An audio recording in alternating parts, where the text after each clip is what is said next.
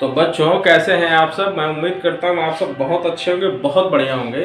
तो आज जो लेक्चर हम लोग देखने वाले हैं वो हम लोग देखने वाले हैं मौलिक कर्तव्य यानी फंडामेंटल ड्यूटीज़ के बारे में। आज हम लोग देखेंगे कि फंडामेंटल ड्यूटी हमारे संविधान में क्यों डाला गया, क्यों जरूरी था, कितने हैं।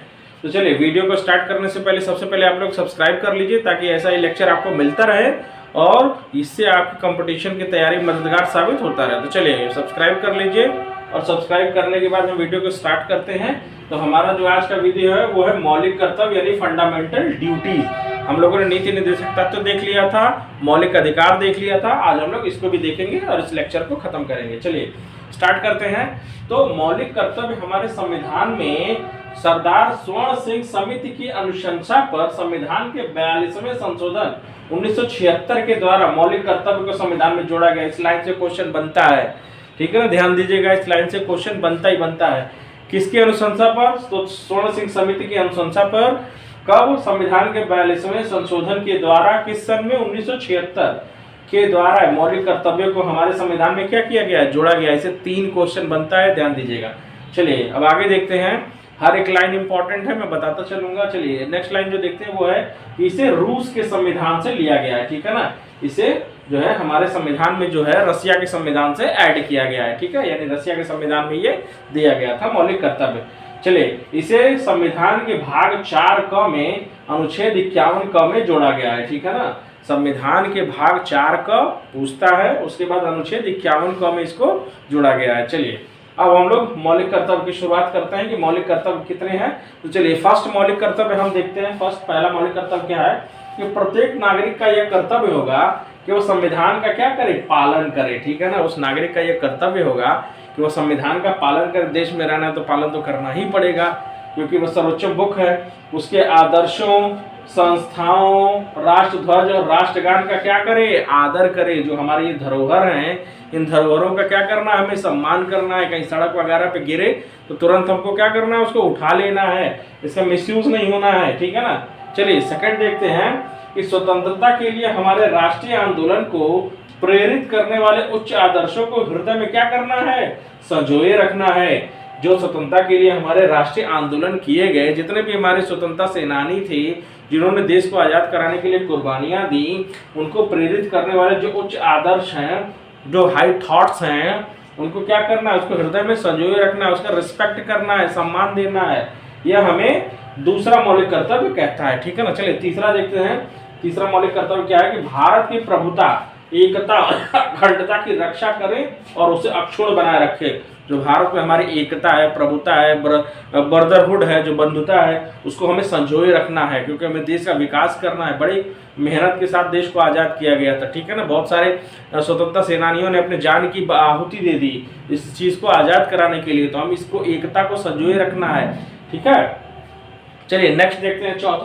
चौथा क्या है मौलिक कर्तव्य? तो चौथा है देश की रक्षा करना है। सीधी सी बात है, अगर हमें भारत में रहना है तो भारत में रह के हमें भारत की क्या करना है? रक्षा करना है, ठीक है ना। ये चौथा मौलिक कर्तव्य है। चलिए पांचवा देखते हैं कि भारत के सभी लोगों में समरसता और समान भ्रातृत्व की भावना यानी ब्रदरहुड, जो मैंने अभी समझाया, ठीक है ना। समरसता होनी चाहिए, सबका सम्मान करना चाहिए, सबको भारतीय समझना चाहिए, जाति पात ऊंच नीच इस तरह की भावनाएं नहीं होनी चाहिए। और समान भ्रातृत्व यानी ब्रदरहुड की जो भावना है वह उसका क्या करना चाहिए? निर्माण करना चाहिए, सबका सम्मान करना चाहिए, ठीक है ना। ये पांचवा मौलिक कर्तव्य। अब छठा देखते हैं। छठा मौलिक कर्तव्य क्या कहता है कि हमारे सामाजिक संस्कृति की गौरवशाली जो परंपरा रही है, ठीक है ना, गौरवशाली जो परंपरा रही है उसका महत्व को समझें और उसका सम्मान करें, ठीक है ना। भारत का इतिहास बहुत लंबा इतिहास रहा है, ठीक है, पाषाण काल, हड़प्पा काल से लेकर आज़ादी तक। तो ये जो हमारा गौरवपूर्ण जो इतिहास रहा है, जो हमारी परंपरा रही है, उसके महत्व को हमको समझना है और उसका क्या करना है? सम्मान करना है, ठीक है ना। चलिए सातवां देखते हैं। सातवां क्या कहता है मौलिक कर्तव्य? सातवां है कि प्राकृतिक पर्यावरण की रक्षा करना है, ठीक है ना। प्राकृतिक पर्यावरण की रक्षा करें और उसका क्या करें? संवर्धन करें, क्योंकि पर्यावरण आज के टाइम पे बहुत हॉट टॉपिक है, बहुत ज्वलंत मुद्दा है। पर्यावरण को बचाना वैसे ही बहुत जरूरी है, पर्यावरण नहीं रहेगा तो जीवन संभव नहीं है। चलिए नेक्स्ट पॉइंट देखते हैं। आठवां क्या है कि वैज्ञानिक दृष्टिकोण और ज्ञानार्जन की भावना, ठीक है ना।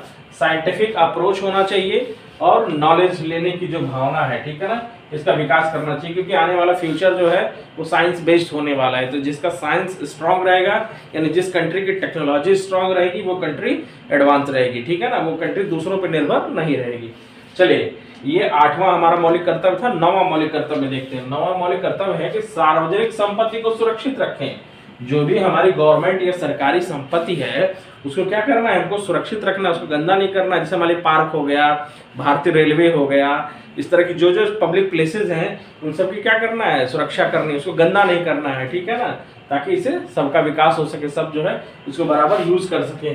चलिए 10वां मौलिक कर्तव्य देखते हैं। 10वां मौलिक कर्तव्य है कि व्यक्तिगत एवं सामूहिक गतिविधियों के सभी क्षेत्रों में उत्कर्ष की ओर बढ़ने का क्या करना है, सतत प्रयास करना है। माने हमेशा हमें विकास की तरफ देखना है, ठीक है ना, विकास की तरफ हम देखेंगे तभी हमारा भी डेवलपमेंट होगा और देश का भी डेवलपमेंट होगा, ठीक है ना, यानी पॉजिटिव अप्रोच रखना है।